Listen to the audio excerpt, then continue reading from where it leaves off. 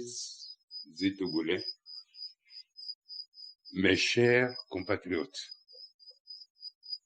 chers amis du Togo, les jours de l'année 2020 s'égrènent.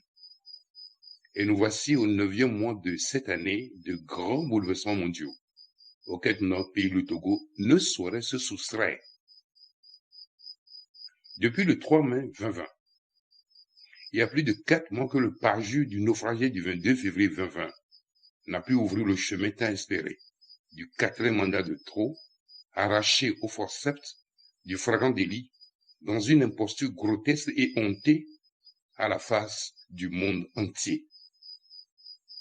Cette fois-ci, la République des faussaires est allée loin, au-delà des frontières du continent africain, avec la falsification des signatures des chefs d'État de nos partenaires de premier plan, dans la quête désespérée de reconnaissance internationale pour une prétendue légalité, à même de justifier la perpétuation du règne de la dictature militaro-clanique qui nous tient tous à l'étroit.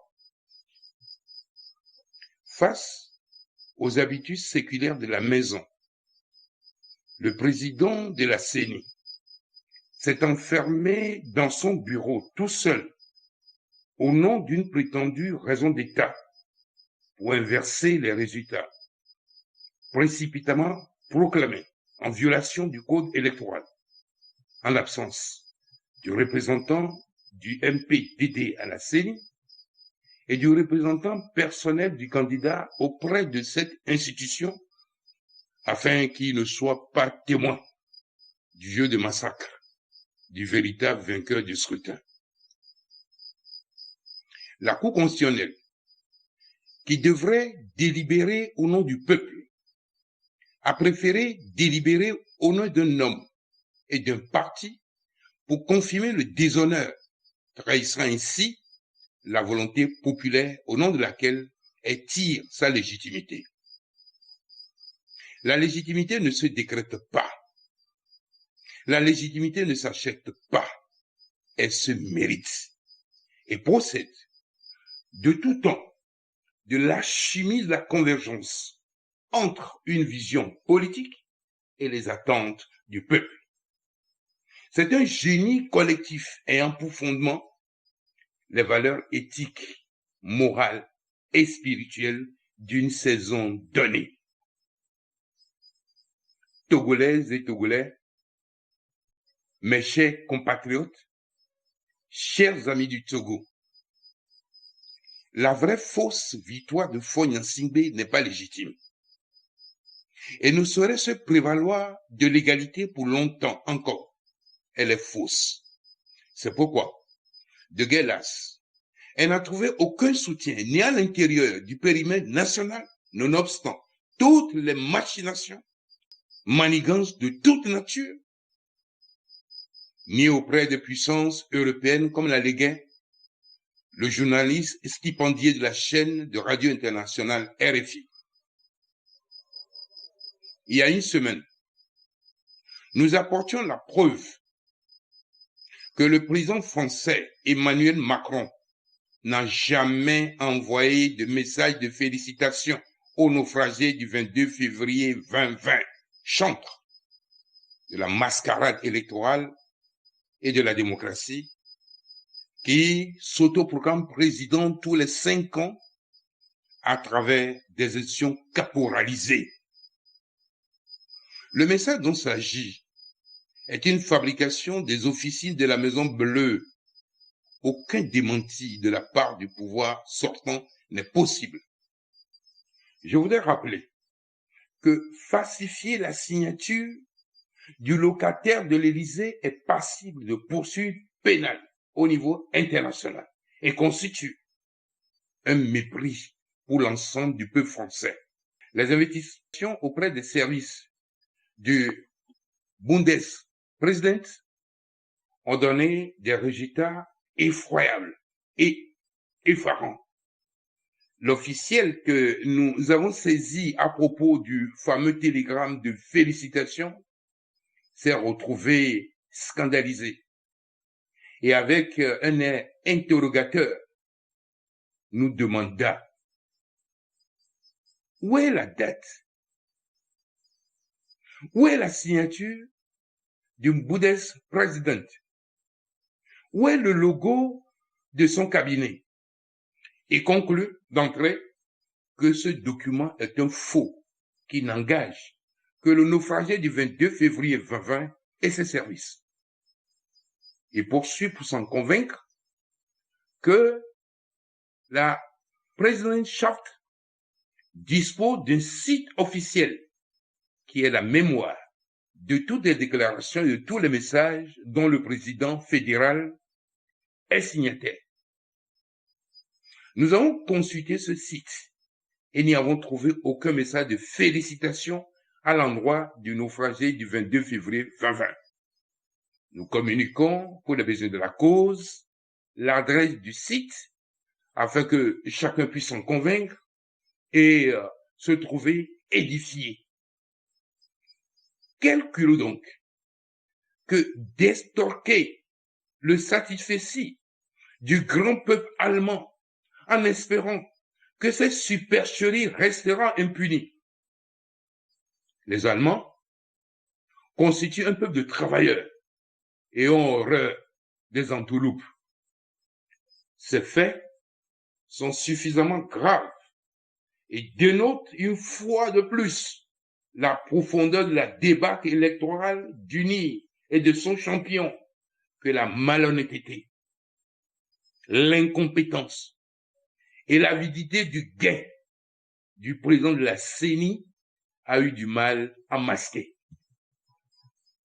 Point de besoin de vérifier la nature du message de l'Union européenne pour deux raisons.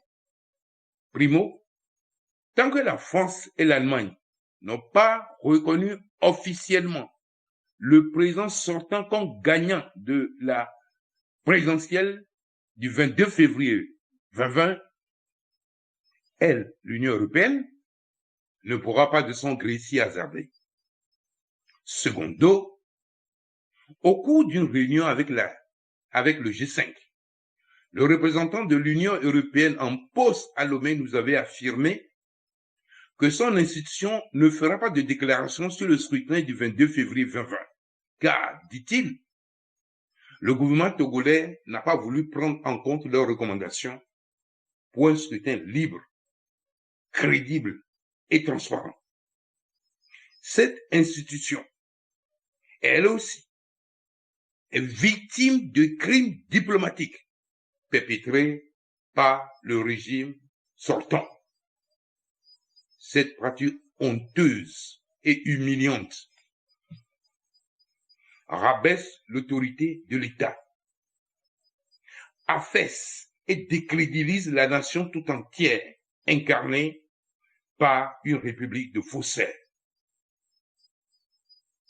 Il n'a échappé à aucune chancellerie occidentale au Togo que la DMK est victorieuse de l'élection présidentielle du 22 février 2020. Il est temps qu'elle se prononce clairement et fermement et invite leurs pays respectifs à dénoncer de manière la plus claire et sans embâche cette pratique mafieuse de régime fondée sur le mensonge, la falsification et la terreur. Togolaises et Togolais, mes chers compatriotes, chers amis du Togo, notre pays, le Togo, est devenu méconnaissable. Notre pays est devenu une curiosité planétaire. Les populations sont exposées à la précarité, à la révolte contenue qui se lit sur les visages, malgré la dignité légendaire de notre peuple, et en dépit de sa résilience et de sa capacité à pardonner l'offense subie. Depuis l'arrivée de Faure Gnassingbé, la situation économique et sociale de notre pays ne cesse de se dégrader. Tous les indicateurs se sont aggravés. Tout est caporalisé dans le pays. Une justice aux ordres, l'injustice dans la répartition des richesses, la corruption et la prévarication banalisées, la violation des droits de l'homme au quotidien, les assassinats non élucidés, les enlèvements courants, les paysans spoliés de leurs terres. Vivre au Togo, plutôt survivre au Togo, est un parcours de combattant. Les agrégats macroéconomiques maquillés, la minorité pieuse, sans pitié, continue d'accentuer la pression de son genou sur le cou du peuple togolais. Tout le peuple togolais doit respirer uni et dans les bonnes grâces des barons de unis sous peine de disparaître. C'est méconnaître la dignité du peuple togolais. C'est méconnaître aussi son histoire. Le peuple togolais, résigné, s'est réfugié dans la prière et attend la manifestation de la miséricorde divine. Certes, Dieu est merveilleusement à l'œuvre, mais toute prière sans une action engagée et déterminée ne prospère pas souvent. Jeunesse togolaise, prends ta destinée en main et écris ton histoire. Ton avenir en dépend. Fonctionnaires et agents de l'État, brise la grâce de la peur et affranchis-toi. Femme togolaise, Amazone de la révolution électorale du 22 février 2020, lève-toi et achève ton œuvre. Force de défense et de sécurité, entre de plein pied dans la nouvelle ère pour de meilleures conditions de vie et de travail et pour une nation libre et prospère qui respecte la sacralité de la vie, la fraternité et la solidarité comme des obligations morales qui fondent notre vivre ensemble. Paysans, artisans, ouvriers, chômeurs, conducteurs de taxi moto, mobilisez-vous pour donner un sens à des élections qui débouchent sur le respect sacralisé de la vérité des yeux. C'est ici le lieu de saluer l'action des patriotes de tous horizons qui s'évertuent aussi bien sur le territoire national que dans l'ensemble de nos diasporas pour que prenne fin le long et douloureux cauchemar de toutes les filles et de tous les fils du Togo tout entier. 9 mois, c'est le délai requis au niveau humain pour un accouchement. Aussi le temps de la maturité que consacre l'automne. Ce 9e mois de 2020 va s'ouvrir des actions fécondes et fortes à même de conclure la lutte que tous ensemble nous avons engagée depuis belle lurette et plus particulièrement avec la révolution électorale du 22 février 2020. Dans cette perspective, j'invite toutes les filles et tous les fils du Togo tout entier à se mobiliser davantage et à prendre part massivement aux manifestations en perspective de par le monde à partir du 11 septembre 2020. Les derniers développements de l'actualité politique sous-régionale nous interpellent et nous devons tous ensemble fédérer nos énergies dans un sursaut républicain pour faire triompher cette lutte citoyenne et patriotique de libération nationale.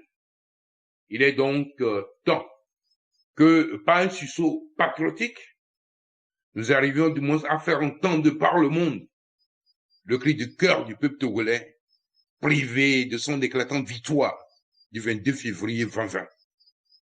Il importe, au regard de la gravité de la situation sociopolitique actuelle de notre pays, grévé d'un déficit d'éthique criard du pouvoir sortant, dont le faux et usage de faux vis-à-vis des pays partenaires est établi, que de manière pacifique les hauts responsables de l'Europe œuvrent pour le transfert pacifique du pouvoir.